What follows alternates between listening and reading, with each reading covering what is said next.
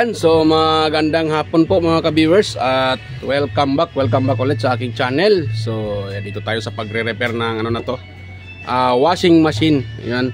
So ang brand plan nito mga ka-viewers ay ayan, no? Ayan yung kanyang brand, Camel, old model na Camel, Kusutmatic, 6.2 kilograms. Ayan, may model na WMST-M62 or 6.2 kilograms. Yan po ang ibig sabihin yan. So all model ito na Camel mga ka-viewers, na single tab. Yan. So problema pala nito ay sabi ng may-ari sa akin ay noong una daw yung ikot niya ay isang ano lang, isang ikot lang, hindi na nagre-reverse. Hanggang sa katagalan ay nawala ng power ito. Yan, nawalan siya ng power, hindi na gumagana. So nung dinala sa atin nakita ko sira na pala tong kanyang itong pinaka timer niya. So actually pala ito ay nalagyan ko na ng timer mga ka-viewers dahil hindi ko na binidyo yung starting kanina. Nahirapan ako dahil napakatigas ng kanyang mga screw at pud na ito. Pakita ko sa inyo Oh, ito yung kanyang napakadumi pa lang ng aking kuko dahil sa pag-repair mga ka-viewers. Ayan So napaka niya, napud na. Yan, so itong isa na pa mga ka-viewers, na open ko pa tong isa na sa screwdriver, star screw. Pero itong isa niya, itong isang screw ay wala na. Ito hindi ko na siya na-open dahil medyo kinain na ng nahulog pa ata. Kagwang talaga itong na to, nahulog pa mga ka-viewers. Saan na ba yung isa kanina na wala na? Yan, kinain na ng kalawang mga ka-viewers. Kinain siya ng kalawang. Kaya ang ginawa ko, yan, buti naalala ko, mayroon pala akong maliit na mini grinder. So sa tulong ni mini grinder ay natanggal ko po yung ito. Pwede naman yan pag marunong lang kayo magtanggal ng gamitin ng ito, cutter. Yan, ito yung gagamitin nyo dyan, cutter, side cutter. Yan, so matanggal lang naman yan. Pero pag wala na talagang hindi nyo alam, mahirapan kayo dyan. So buti mayroon ako nito. So sa tulong nito, na open ko yung screw na kinalawang na. Sana all. Kung nakita nyo ito, yan. So pinapasadahan ko dito para magkaroon siya ng tawag dyan, gatla. Dahil pwede naman kung wala kayong ganito, meron kayong hacksaw blade, pwede naman i-hacksaw blade nyo, pero medyo minsan di maiwasan natatama dito sa plastic. Yan, so ito kasi hindi mo na kailangang pa ng puwersa dahil excuse po, hindi mo na kailangang ng puwersa dahil siya, tawag dyan, hindi mo na kailangan siyang puwersahin dahil siya na mismo mag-cutting. Tulad yan Huwag mong subukan, masisira ang buhay mo.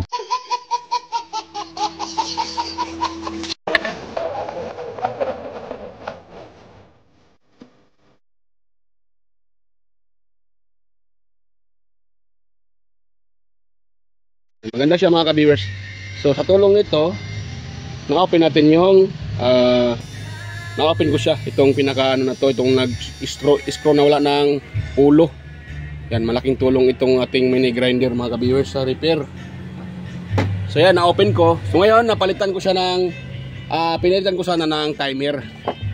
Medyo dismayado ako mga ka-viewers dahil itong timer na sana na ipalit ko, ito bago to mga ka-viewers, baka sabihin nyo na gagawa tayo ng kwento. Ayan kung nakita nyo naman wala namang hinang dyan pag ito kasi ay gamit na, magkaroon ng hinang yan dyan. So yan nga, ito naman ay bago. So kaya kumpiyansa ako. Nung sinalpak ko na, nung tinitest ko ito pala ay sira. Yan, sa 5 na nabili ko, ito pala ay sira na. So gumagana siya, umiikot ito, lumalagatak, pero Walang ano dito, walang output, wala siyang connection. Kada pitik niya, hindi nagkakaroon ng kontak kaya sira to. Paano masabi?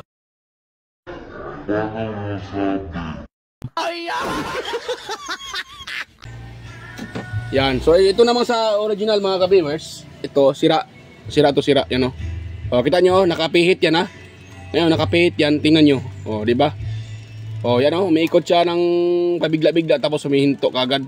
Tingnan nyo ha. O, yan o. O, wala na. Kita nyo? Hindi na umiikot. Pero magagalaw ito, mga ganun o. Iikot yan. Yan o, magalawin ko. Yan o. Yan o, umiikot na naman siya o. Yan o, huminto kagad. Ito yung sa kanya mga kabers. Ayan o. Pakita ko sa inyo, baka sabihin nyo na ako nagsusungaling. So tingnan nyo po yung wirings nito. Itong sa dito. Yan o. Maroon or brown ba yan? Maroon, brown. Ito yung gray. So yellow. So tingnan nyo po yung ito. Maroon. Yan, maroon or brown. Ayan, basta maroon na tato eh. Yellow at saka gray. Diba? Pareho sila. Dahil ito po yung kanyang timer. So ito po yung sa una sabi ng may-ari ay gumagana, isang ikot na lang nga, hindi lang nagre-reverse. Hanggang sa katagalan ay wala na talaga. Dahil dito, you know. Naka-engage yan, oh. Naka-engage yan. Tingnan nyo i-off ko siya. So matigas din pala eh. You know. Off yan, di ba? So pwede lang nga maun sa kamay eh. You know. Malambot to siya pag sa kamay lang. Pero pag ganyan, medyo matigas pa rin siya pag isa uli mo, okay. Matigas pa rin siya. Yan. So try natin itong itis kung gagana na ba ito.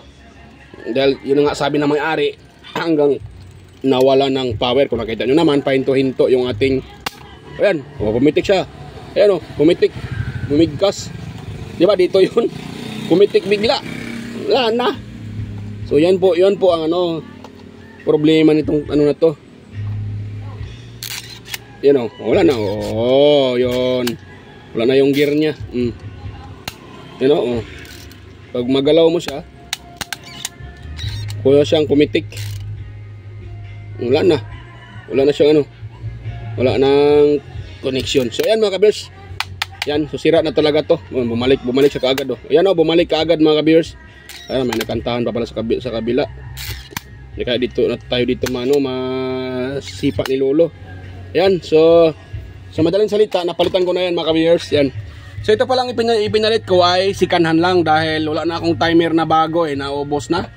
Yung nga sinasabi ko, ito na yung pinakalas Siya sana yung pinakalas, nga lang sira naman. So yan hindi pa yan nagamit mga ka-viewers wala namang hinang yan Yan po ang palatandaan na yung timer ay bago pa, walang hinang yan Nakita nyo naman walang hinang yan. So lang, sa tingin ko ito ay all stock nila Bali 5 ito nabili ko. Yung 4 okay naman. Pero itong isa, ito pinakalas, ito ang medyo dismayado ako dito medyo lugi tayo dito dahil mahal pa naman dito sa amin ang timer. 200 plus 268. Tapos ito pang mo. Yan mahal. Tapos ganito, mayroon pa nga malapit na 300. So yan. So ito yung ipinalit ko. Second hand pero yan. Second hand ito pero buo pa ito mga kabers. At hindi ko muna yan ito ay magkapareho lang ng sa original. Pakita ko sa inyo magkapareho lang to sa original. Ayan magkapareho lang yung kanyang forma. Yan. So tinitest ko na to. Ako nga din siya sa off, di ba? Magkapareho lang sila. Yan magkapareho lang. So pag ito ay i-insulatin dito, yung saan may off, doon din tatama yung ating handle ng timer itong pinaka. Ito ba to siya? Yung handle nito. Ito pala. So itong handle niya tatama, gaganon din. Ayan. So may isa pa rin akong nakita dito sa baba nung inopen ko yung kanyang cover. Yan, ito pala ay putol na at idinugsong lang ng may-ari. So ang gagawin ko dito mga ka-viewers para maganda, delikado to pag nahatak baka makuryente pa yung may-ari. Ito ay nabasa. So dito ko bubutasan ko yan dito Dito ko ilagay yan mga ka-viewers. Yan, ito. Yan ko ilagay yan para safety at hindi delikado. So mamaya makita nyo yun kung paano ko gagawin yan. So yan po ang gagawin ko dito dahil na-install ko naman yung timer nito mga ka-viewers. Ayan, itetest natin. Para masabi nyo na buo yung timer na inilagay ko kahit second hand. Ayan o, pinihit ko na siya. So kunin natin yung pinaka power cord. Ayun. Ngayon, itetest natin itong kanyang power cord. Tignan natin kung may makukuha tayo ditong continuity na or almost value na nagsalit-salitan. Yan. Yan o. So, wait lang ha.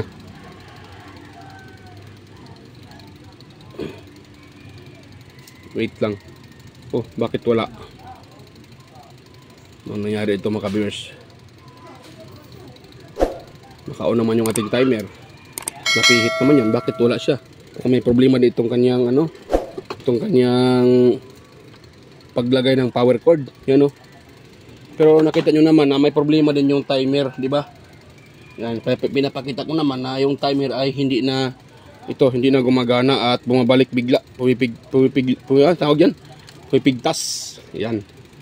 So sira na din ito, yan o. Hindi na nga naka-off eh. At wala na o. So ito namang timer na okay to mga ka-viewers. Yan, okay to siya. Dahil tinitest ko naman to bago ko na sinalpak eh. Pero bakit siya dito wala? So baka may problema din dito sa kanyang So yan po ang aking mga ka-viewers. Hanapin dyan. Yan. Pero okay ang timer na yan mga ka-viewers. Yung nilagay ko. Yan. Kahit si kanan yan okay pa din yan. So yan. Yan po yung ko. So i-install ko muna yan. Pati dito iayos ko din tong kanyang pinaka power cord. At hindi ko na ipakita sa inyo ang nito. Pakita ko lang mamaya kung paano ko ito didiskartihan. Ayan. So, dahil mamaya daw kukunin na to ng may-ari eh. Dahil tambak na yung labahin nila. Kahapon pa kasi ito mga ka-viewers. Hindi ko na dahil busy din sa ibang repair. Ayan. Inuuna natin yung nauna. Yung nauna, siyempre hindi naman sila yung uunahin natin. Yung nauna, yun yung ating uunahin. So, ito. Ayan. Yan o. Yan, so balikan ko na lang kayo mga ka-viewers ha. At ito ay i-install ko muna. Balikan ko lang kayo pag ito ay tapos na. At ito ko dito kasi pangit tingnan eh. Yan, so yan. So stay tuned lang mga ka-viewers. So yan mga ka-viewers, at ko muna, pakita ko muna sa inyo.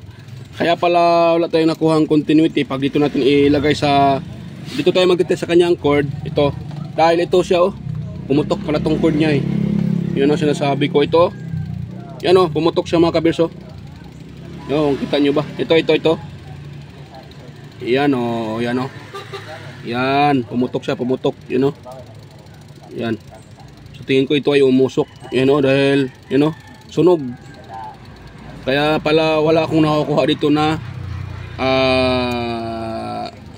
continuity, pero confirm naman din talaga na sira din yung kanyang timer dahil nga kung babasihan natin sa sabi ng may-ari nito, nung una umiikot pero isang ikot lang, hindi na nagre-reverse hanggang sa katagalan ay wala na talaga siyang power. So pag ganun mga ka-viewers, pag ganun yung inyong washing machine, tingnan nyo sa pag-reverse niya kung may ugong.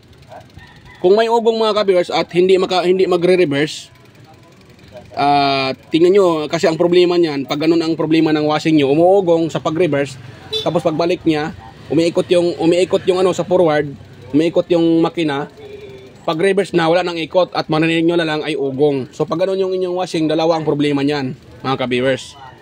Either bushing or may problema yung motor. Yan, yung motor mga ka-viewers dahil hindi naman uugong yan kung ang problema pag ito ang nagka-problema, timer, for example, ang inyong washing ay umiikot siya ng isang ikot lang sa forward, tapos pag reverse niya wala kayong maririnig na ugong at hindi din umiikot yung pinaka pulsator yung dito. Yan po ang ibig ko sabihin ng pulsator, yung kanyang palapala or pulsator po tawag dyan. So yan, pag hindi iikot yan sa reverse at wala kayong naririnig na ugong or humming, ibig sabihin may tendency na dito ang problema. Ayan, minsan naman mga ka-viewers, motor. Pag motor naman ang problema, minsan din yan, iikot yan ng mahina, tapos pag reverse wala na. Pero pag bushing ang problema, malakas yung ikot niyan, ayan, malakas yung ikot. Pag reverse naman, wala na, naghahaming. At pag reverse niya, pag hinawakan niyo yung pinaka-pulsator, matigas. Yan, matigas siya, matigas. Ayan. Pero pag sa forward, okay naman siya. Kasi mayroon kasing ganun ang problema pag bushing.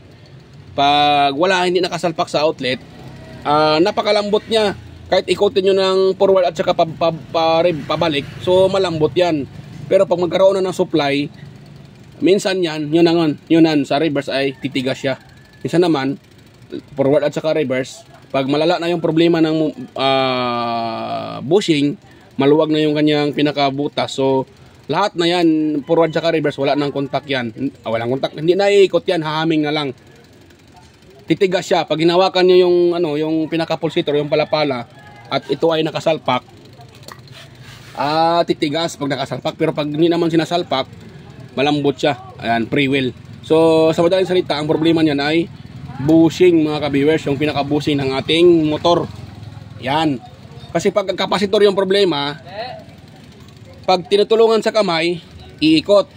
Yan, reverse tsaka forward. Yan po ang tandaan nyo, mga ka-viewers. Pag kapasitor ang problema ng ating washing machine, ma-forward man yan o ma-reverse, pag iniikot nyo sa kamay, iikot yan, pero kailangan yung tulungan. At saka mahina siya pag kapasitor.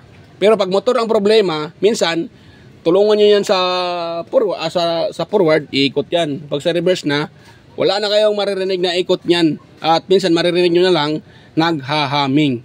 Yan, hahaming na lang siya. Minsan naman, wala talaga lahat. Marinig nyo lang haming, hindi makaikot yung motor dahil nga yung pinakamotor niya ay maaring nag-short yung mga windings or may putol. So ganun po palatandaan yung sira ng washing machine, mga ka-viewers. Pag washing nyo ay hindi umiikot sa reverse, sa forward lang, kailangan nyo munang tawag dyan, pakinggan yung haming. Kung mayroon siyang haming sa reverse, tapos sa forward wala, iikot siya, so maaring may problema yung bushing ng inyong washing machine, yung pinaka-bushing ng motor. Ganun po yan. Pero pag parehas na naghahaming, reverse at saka forward, at malambot naman yung motor, at ikotin nyo yung LCI o yung pinaka-pulsator, hindi iikot, so maaring may problema na yung motor. Dahil pag kapasitor yung problema, yung kapasitor kasi, mga ka-viewers, pag yun po ay mababa na, hahaming din yung motor, yung washing machine. Pero yung haming niya ay hindi siya gaano-kaano. So mayroon din siyang haming. Marinig nyo naghahaming. Pero pag iniikot nyo yung pinaka-motor niya, tinutulungan nyo sa kamay, iikot siya. Yan. At sa reverse naman, pag iniikot nyo din sa kamay, iikot na naman siya. So yan po ang palatandaan na sira na yung pinaka-kapasitor niya. Pero pag ang problema ay bushing, yun nga, minsan yan, iikot sa forward, sa reverse wala na. So, haming, tapos matigas ikutin yung pinaka-pulsator. So, ganun po, mga kabers, ha? Ganun po, sinishare ko lang ang mga sintomas pag anong problema, para malaman ninyo din po kung paano i-troubleshoot yung washing machine kahit wala kayong dalang tester. Yan. Sa pamamagitan ng sa pamamagitan ng kanyang tawag dyan, narinig nyo na reaction ng washing, so malaman nyo kung ano ang sira.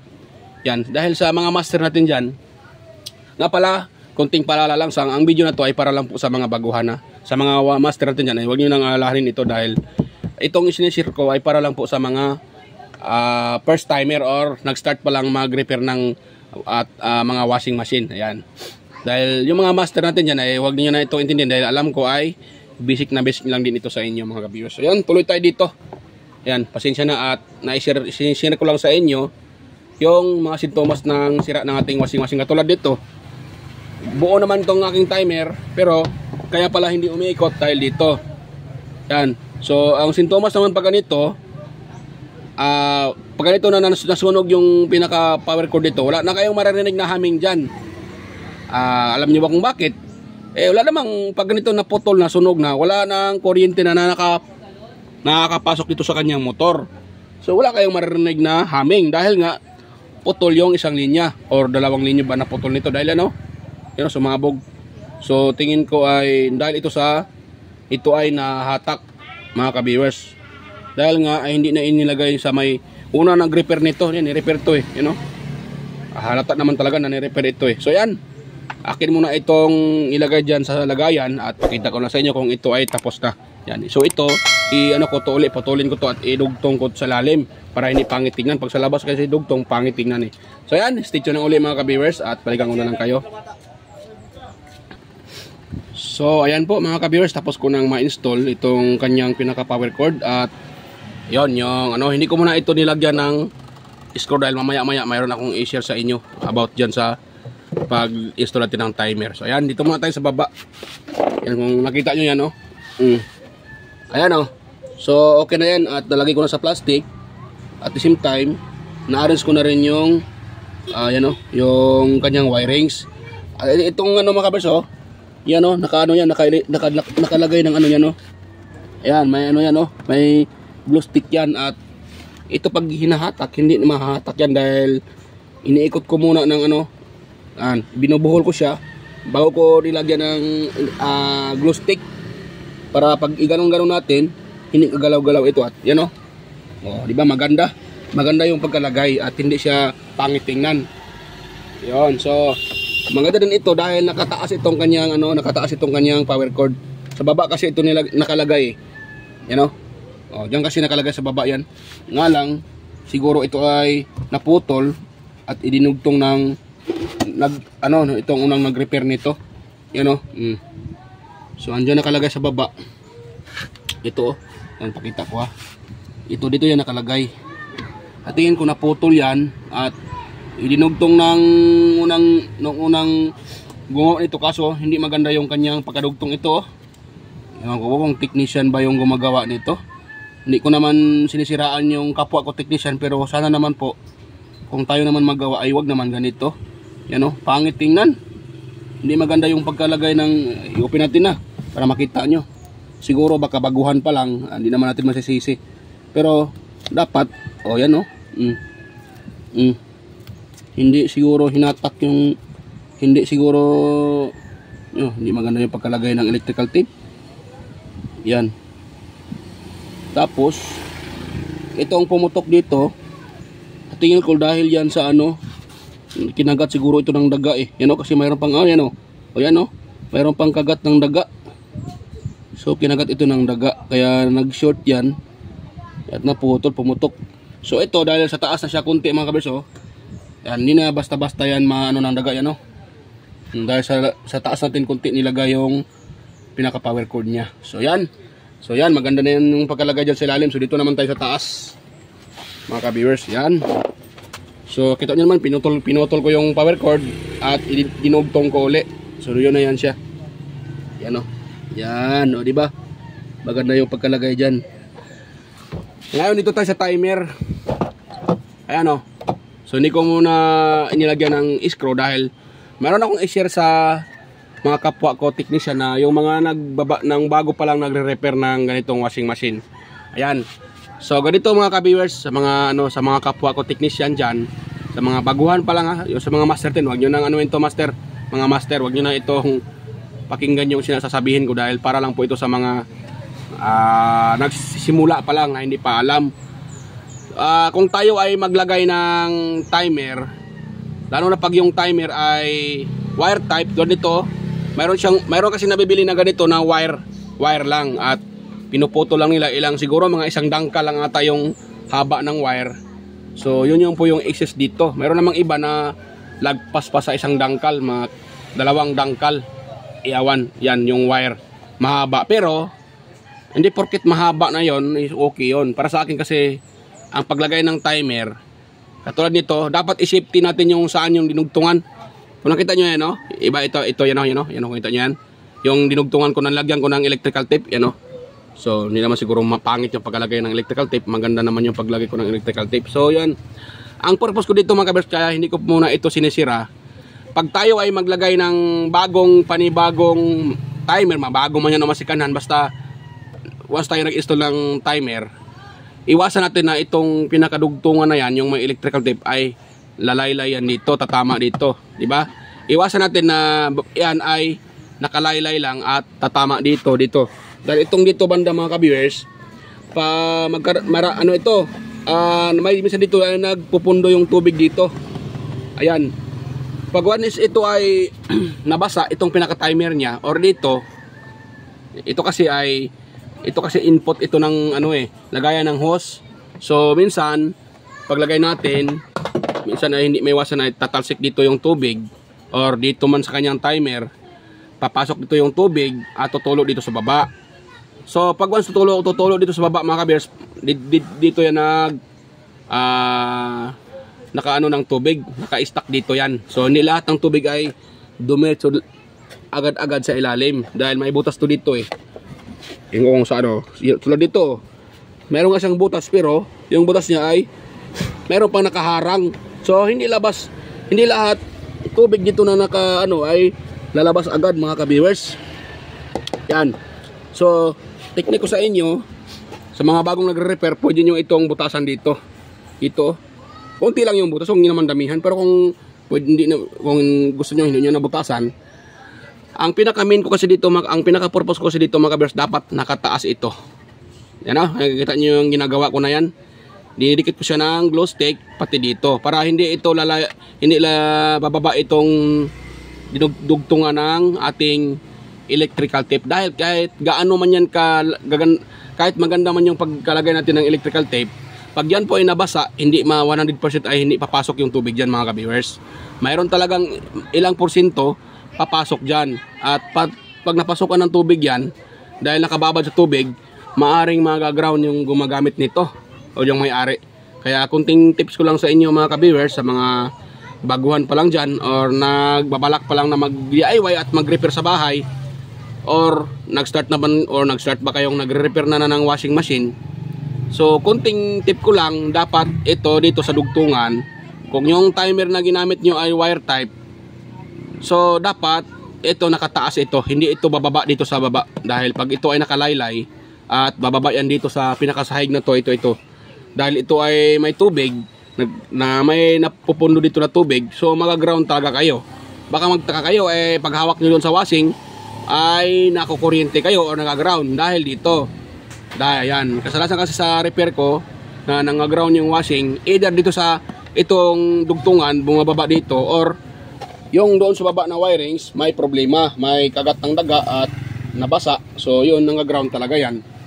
So yun po ang purpose ko dito mga kabers, kaya hindi ko muna sinira, para ma-share ko sa inyo kung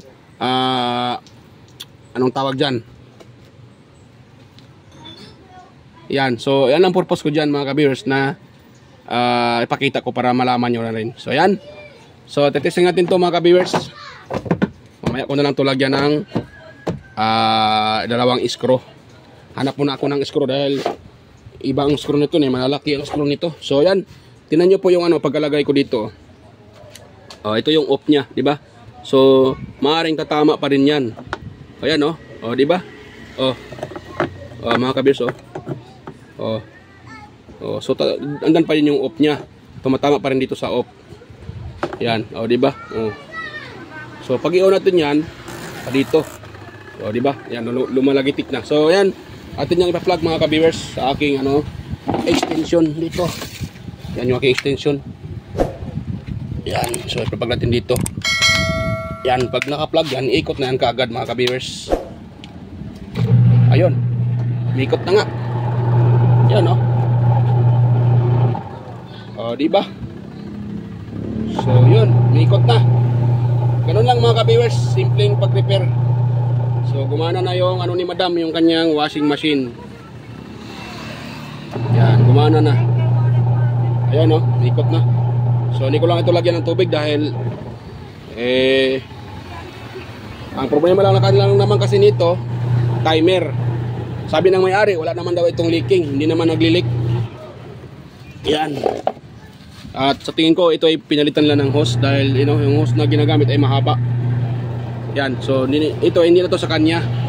Pag camel kasi, medyo ang hose nito malalaki. At hindi ka ito na mahaba na. Ito kasi parang na to replacement na.